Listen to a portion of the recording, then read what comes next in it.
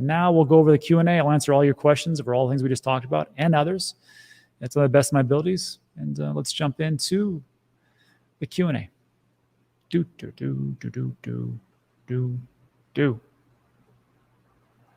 Slumcat, it's funny. Hey, Rob, do you think right now will be a good time to slow down some DCing and set capital aside, deploy for the potential leg down in October, November? Always appreciate the insight. So the Shaolin had a pretty good response. He said, this is under the assumption that October, November will be down months, and guaranteed Rob will say, I'm not a financial advisor, I'm not your dad. Pretty close. I'm not a financial advisor. I'm definitely not anybody's dad here that I know of. But I'll just say this. I am not putting the same amount of cash that I had been before as far as dollar cost averaging. I've actually slowed down, but we've talked about this on numerous videos. I haven't, so like if I would usually buy $100 of Bitcoin, let's say a day, I'm only buying, 25% of that. Sometimes 10%, just depends on what I'm really getting into. So right now I've slowed down my normal amounts because if you really look at it, like what's the narrative here? Where's the money going to come from? Well, the government's not printing. They shut that off. I don't think they're going to start printing anytime soon.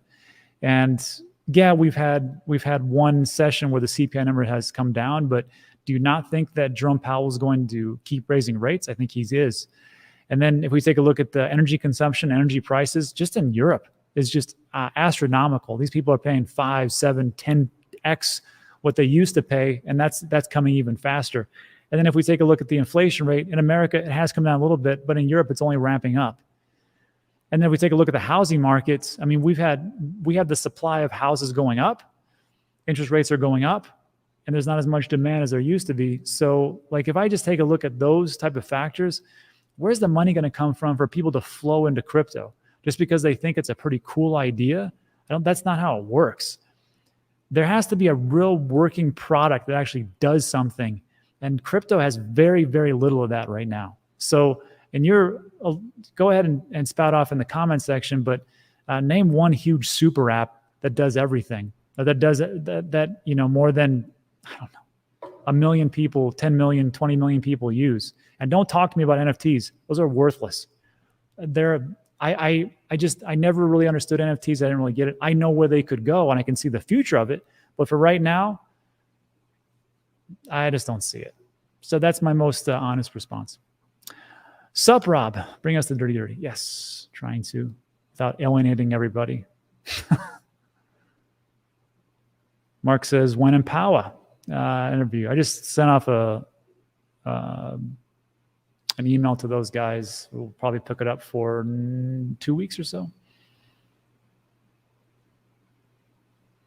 JH says, also, everyone, I'm back here banging the drum, selling Voyager fooled everyone, not just you. Suicide is not the option. No, it's not. And let's be honest. We got screwed. There was a lot of people doing a lot of due diligence. And like I said, you had pensions and from Canada looking at Celsius, and they were doing their due diligence. You had Simon Dixon from Bank to the Future and his whole team. They were doing their due diligence. These are smart people. This isn't just like one guy going, yep, looks good. They fooled us all. And it was a good system until it wasn't. And that's just really what it comes down to. There is no really set it and forget it anymore, it seems like. You have to be on top of everything. And if not, then this is when you lose out. So I will say that, but if you look at it, if we just look at the cycles of things, it's not like I just look at this as another 2018, honestly. When everything went down, I didn't make all my money because I bought in 2017 at the height. It was like the worst part. I made all my money in 2018 when everything was down low, like right it is right here. I just kept dollar cost. Look, I think we got a solid 2 years to accumulate until things blast off. What can you do in 2 years?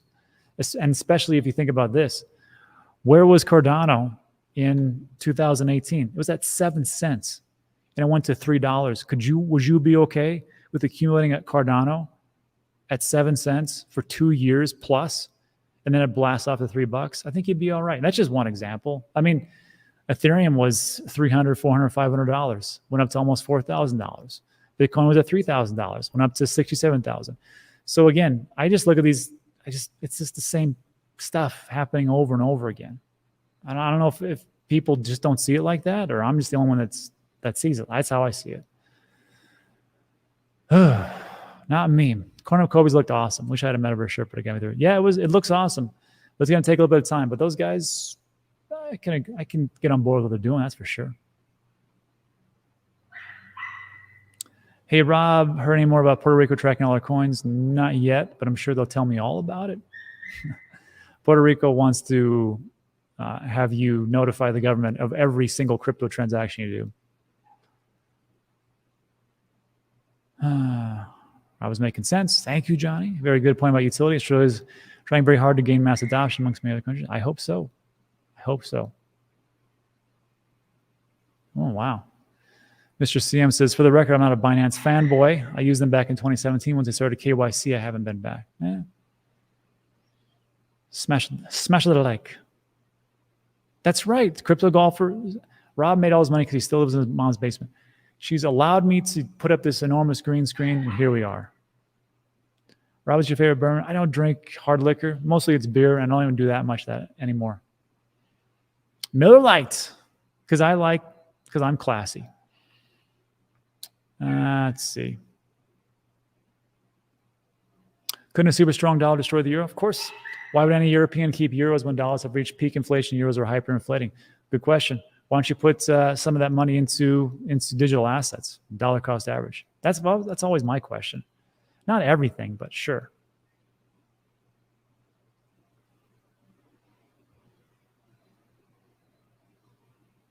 Oh, wow. That's interesting. There's a blockchain backer was on BitBoy today and said Bitcoin will never make another all-time high. What's your thoughts on that? Maybe. Don't know. You never know. There's always somebody who says it'll never go an all-time high. I kind of find that hard to believe. Never make an all-time high. I'll have to watch that episode. You ever consider starting a Discord? I like chatting with other damn. Not really. You know what I don't like about Discord is that there's so many spam bots and crap that's on there. I hate it. I should do something though. I should do something on my website. Yeah, the energy prices, gas fees. Yeah, the energy price in Europe will cause chaos this winter. Yes, Putin is probably to blame, but European politicians are the real culprits. They're also, you know who the real culprit is? Was the government agencies themselves to do away with nuclear power. That was a huge mistake. We did the same thing here in America, and we need to get back to that. There is no way solar and wind is going to provide everything that every country needs. Got to go back to nuclear. I've said that many a time. The only thing we have to figure out is the best way to store and dispose. Storage, I think we got it. Disposal, not yet. Why should we just blast things off into space? Yeah, Joby, I don't agree. I believe Bitcoin will easily break 100K and quickly drop back to 60 and so forth. The only thing that does concern me, I'm going to show you exactly what concerns me about what he says. And I was thinking about this.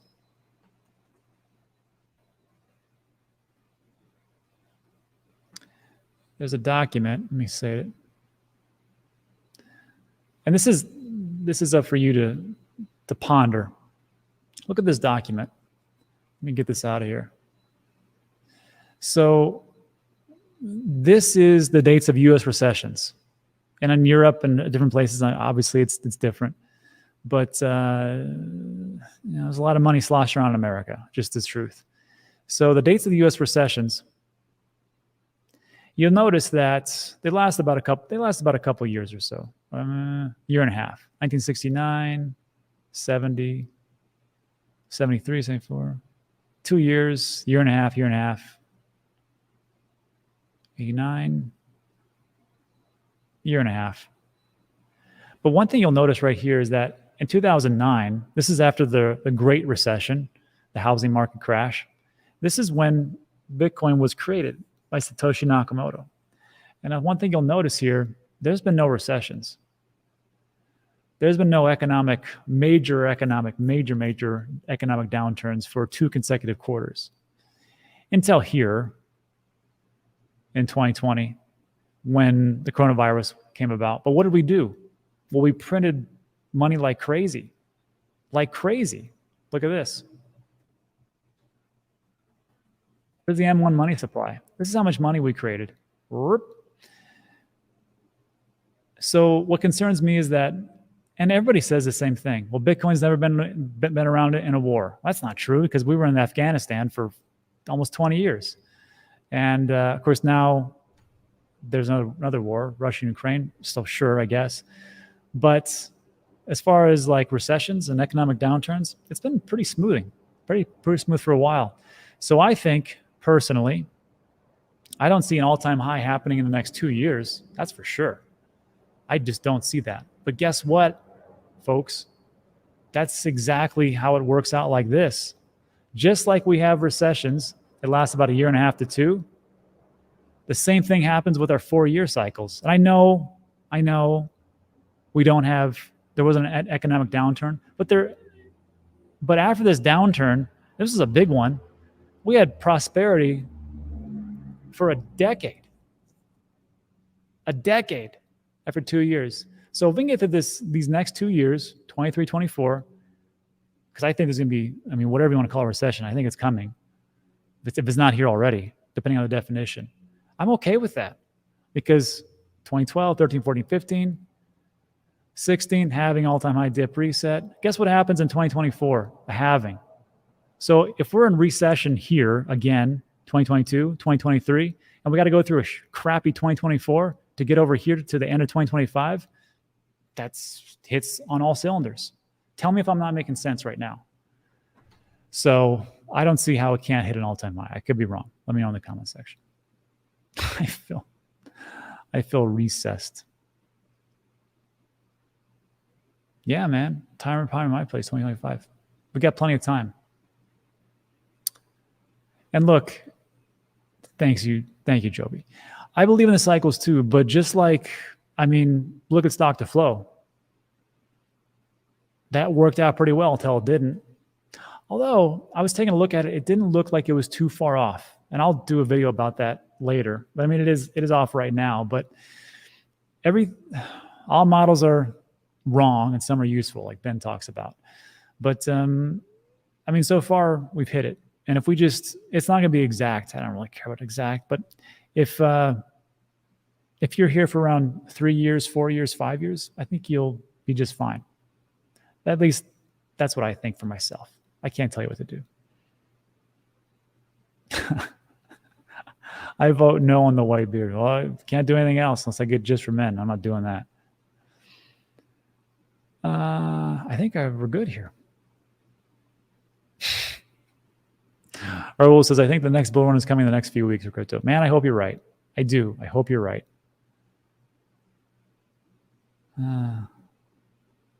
Peter says, I thought he muted me months ago.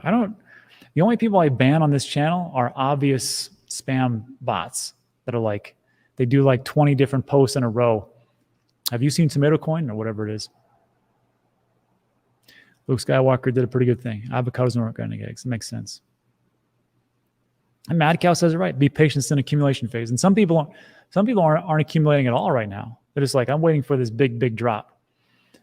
And you can definitely do that. And there's a lot of good data that says that it definitely could be. And just the things we were just talking about. But for me personally, there's always this 5% that's like, are you sure? Are you sure? I'm like, well, I'm not sure. So that's why I do what's called micro DCAing. Again, so if I'm going to spend $100 a day on Bitcoin, I'll scale it back. Maybe 10, 15 bucks, 20 bucks. And that's it. Then I just wait around. Then I just accumulate a little cash. I'm trying to accumulate as much cash too, because I know that there's a housing market crash that's coming up, and there's pretty good opportunities there. And that's another thing. Like, if you're looking at it and moving forward, we're moving forward and we're taking a look at inflation and how things are getting out of control. Like, wouldn't you just want to just buy a ton of different assets, especially as they start to go down, and hard assets, right? And yeah, of course, you can get into gold and silver. I have some gold and silver in my trust, whatever. But I mean, why wouldn't you take a look at real estate as it starts to really, fall down? That's a really good tax incentive. And of course, you can play a lot with it these days. It's not just you can either buy it, flip it, and sell it, or you can buy it and do long-term rentals. Now you can buy it and do short-term rentals and do a mixture of both, and it works out pretty well. That's what we do. So like when I look at these things, I'm like, why don't people buy more assets to hold on to, as opposed to just hoarding money and go from there? I don't know. I'm hoarding money until assets become cheaper, which that's what it is. As soon as we can get out of this Cantillon effect. Okay, how about that, huh? Justin, is it a housing crash or a housing correction? Depends on who you ask. Best answer is Mods Bammy or mentioning Luna. Why? People remind me constantly about Voyager. I don't ban them, but it's because I was the one that was talking about it a lot. Was I not? I was. And once I learned about that stupid loan, I know why they did it. We did a video on Three Arrows Capital, kind of long, over 30 minutes or so. Just took a look at what happened in Three Arrows Capital and how they became this unbeatable, fund, and what they were doing. Essentially what they were doing is it was a Ponzi, but they were saying, we're not going to give you collateral, but we're going to give you this really great yield. And we've never defaulted on the yield. Look at all these other people. Well, what they were doing was they were just bringing in new people and they were paying the yield from the old people. It's a classic Ponzi to me. And that's what happened with everybody. They're just like, oh, these guys have never defaulted. It looks pretty good. And we're going to get some pretty good yield. And that's why all these yields were so ridiculously crazy. So I get it. Doesn't excuse anything. And that's it. Yeah. Some people have made a lot of money. Done with Solana? Yeah, I'm still talking about Solana. Who knows? Might be great. I still own some Solana.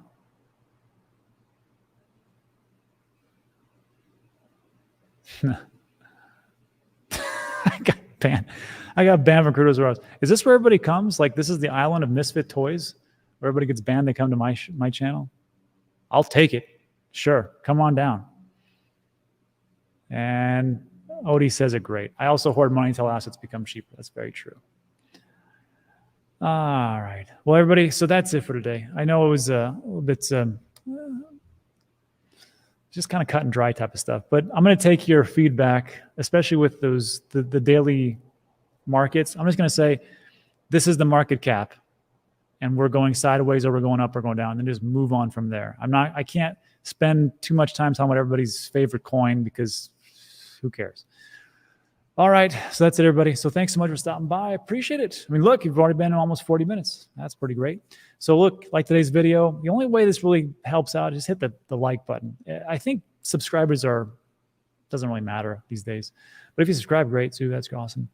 But that's it. So thanks so much for stopping by. I appreciate it. And I'll see everybody on the next one. Thanks. Adios.